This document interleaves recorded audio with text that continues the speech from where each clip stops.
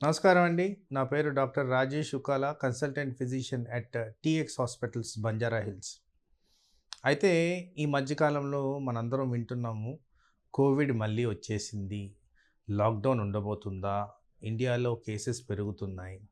వాస్తవానికి మన పొరుగు రాష్ట్రమైన ఆంధ్రప్రదేశ్‌లో ఎక్కువగా కేసెస్ కనబడుతున్నాయని కూడా గమనించారు.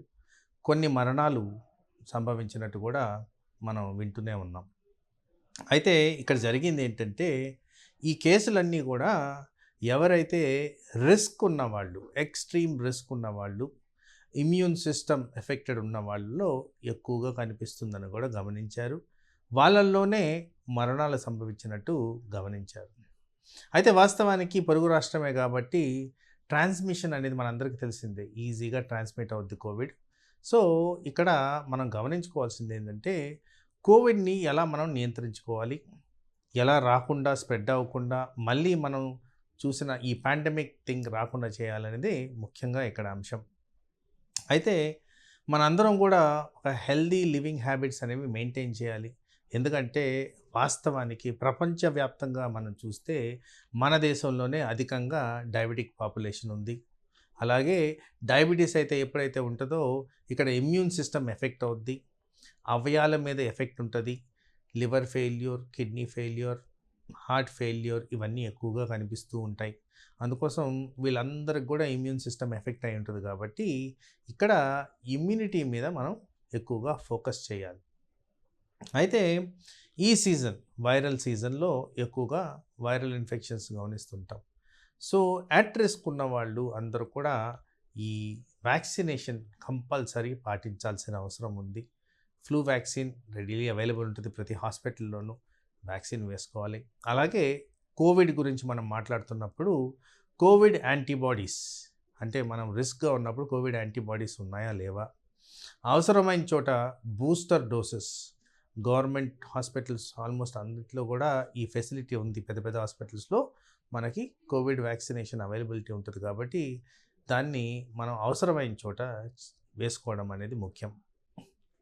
తర్వాత ఇక్కడ కోవిడ్ గురించి మనం తెలుసుకోవాల్సింది ఏంటంటే, కోవిడ్ మనము స్వతహాగా నియంత్రించుకోవచ్చు. ఎలా? మనం నేర్చుకుందేంటి? Sanitization procedures. ఈ శానిటైజేషన్ ప్రొసీజర్స్‌లో మనం చేయాల్సిందేంటి? అనవసరంగా బయటికి వెళ్ళొద్దు, తిరగొద్దు. ఇది నంబర్ 1. ఎక్కడైతే మనము పబ్లిక్‌లో వెళ్ళాల్సిన పరిస్థితి ఉంటదో, కొన్ని ప్రిన్సిపల్స్ ఆఫ్ శానిటైజేషన్ మెయింటైన్ చేయాలి.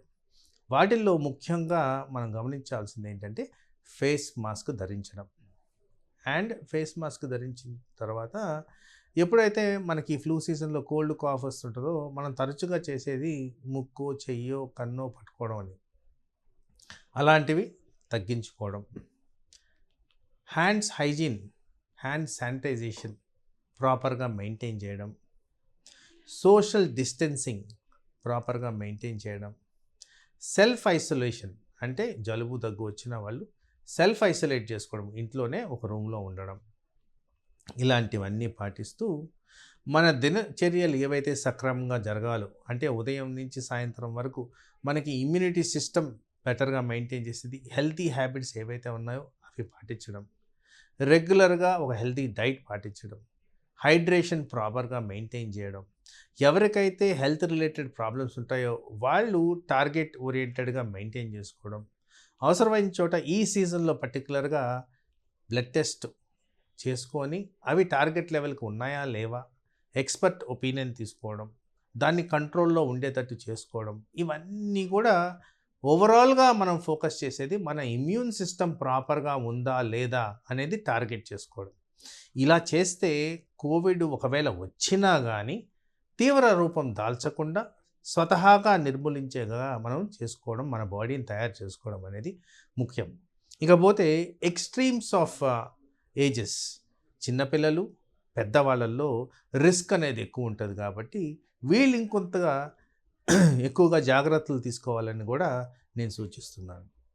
అలాగే కోవిడ్ ఎక్కడైతే మనకి ఎక్కువగా కనిపిస్తున్నాయో ఫర్ ఎగ్జాంపుల్ ఎవరైనా ఎఫెక్ట్ అయిన వాళ్ళు మన ఇంట్లోనే ఉన్నారనుకున్నాం, వాళ్ళ దగ్గరికి విజిటింగ్ కోసం వెళ్ళకపోవడం అనేది చాలా ఇంపార్టెంట్ అయిన థింగ్. ఎందుకంటే అది ఈజీగా డ్రాప్లెట్ ఇన్ఫెక్షన్ ద్వారా స్ప్రెడ్ అవుద్ది కాబట్టి ఇలాంటివి అవాయిడ్ చేయాలి.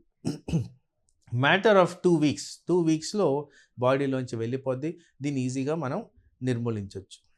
ఒకవేళ అన్ఫార్చునేట్గా మీకు కానీ హెల్త్ బాగా లేకుండా ఈ కోల్డ్ కాఫ్ ఎఫెక్ట్ అయిందంటే వెంటనే మీరు సెల్ఫ్ ఐసోలేట్ చేసుకోవడమే కాకుండా ప్రాపర్ శానిటైజేషన్ ప్రొసీజర్స్ పాటించాల్సిన అవసరం ఉంది.